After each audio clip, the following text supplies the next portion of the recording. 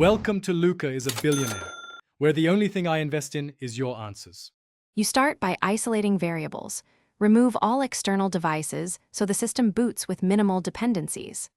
Once disconnected, power on and access safe mode using Shift+, restart from the sign-in screen or press F8 during post if available. If the display still shows black, inspect the monitor cable and input selection.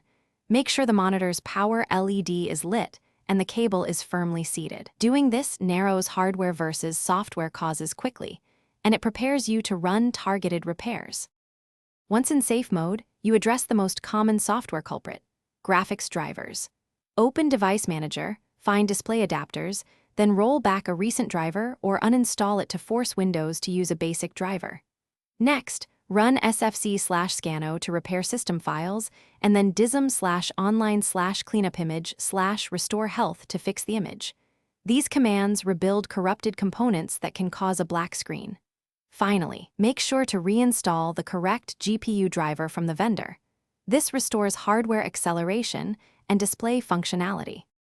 After driver fixes, test quick resets.